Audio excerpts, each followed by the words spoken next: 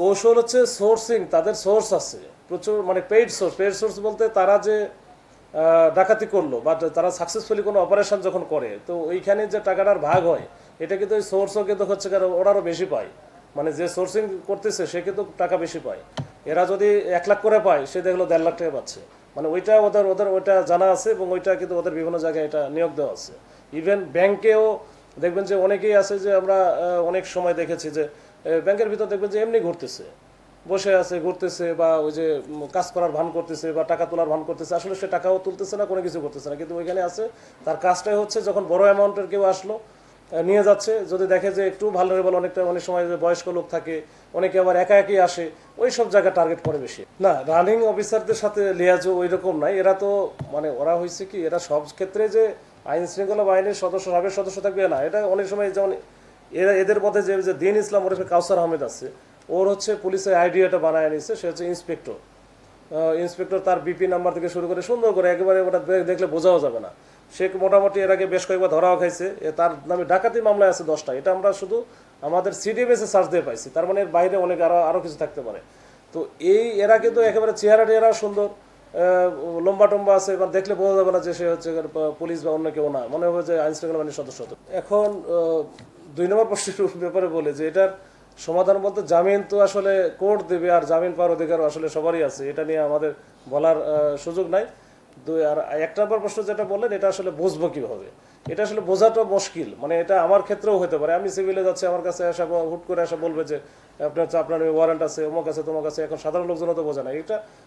আশেপাশে যারা থাকে তারা যদি একটু প্রোটেস্ট করে, ঠিক আছে ভাই, দেখি আপনি আইন শৃঙ্খলা বাহিনীর সদস্য, র্যাবের সদস্য, বিজিবি, ডিবির সদস্য, আপনার একটু ইয়েটা দেখেন কোন জায়গা থেকে আসছে, বা সবাই যদি একটু, যদি জনবহুল এলাকা যেটা, আর যদি একটু নিরিবিলি এলাকা থেকে তুলে নিয়ে গেলে তো আসলে কিছু করার থাকে না।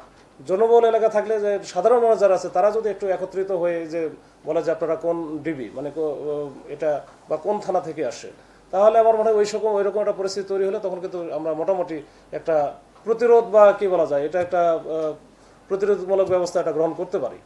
এখন লোকাল যে থানা আছে, থানাকে আসলে সাথে সাথে ইনফর্ম করলে ভালো হবে, তো কারণ আমাদের লোকাল থানা একটা গুরুত্বপূর্ণ একটা বিষয় হতে পারে এখানে। তো লোকাল থানা যে ওসি অফিসার ইনচার্জ আছে, তার নাম্বার তো অনেকের কাছেই থাকে। তখন যখন হচ্ছে এই র্যাব বা ডিবির কোনো টিম কোনো এলাকায় যায়, কোনো থানা এলাকায় যায় গিয়ে অপারেশন করবে, তখন কিন্তু মোটামুটি একটা ইন্টিমেশন দেওয়া থাকে বা জানানো থাকে যে আমরা ওই এলাকায় গিয়ে অপারেশন করবো, থাকবো, আপনারা জেনে থাকলেন। এইটা কিন্তু ওসি জানে।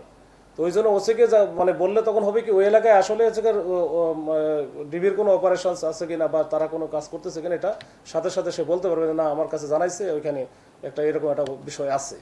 হয়তো স্পেসিফিক বলে না, কিন্তু বলে যে অমুক জায়গায় বা অমুক এলাকায় আমরা থাকবো। এগুলো হচ্ছে আসলে পাচ্ছে, এগুলো অ্যাভেলেবেল আছে, এটা বানায় নেওয়া যায়। আর ওয়াকি টকিও কিন্তু এগুলো হচ্ছে যে বিভিন্ন, এখন তো অনেক সিকিউরিটি এজেন্সি বা গ্রুপ থাকে, তারাও কিন্তু হচ্ছে প্রচুর ওয়াকি টকি নিজেদের জন্য ব্যবহার করে, বিভিন্ন সোর্স থেকে আসলে তারা পেয়ে যায়।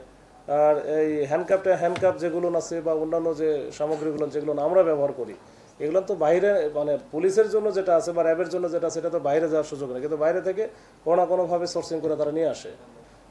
এই 7 জনের সাথে আরও 2 জন ছিল, তাদের 2 জন হচ্ছে যে 2 জন পালায় গেছে আর কি, ওরা আগে কৌশলে পালায় যায় আর কি।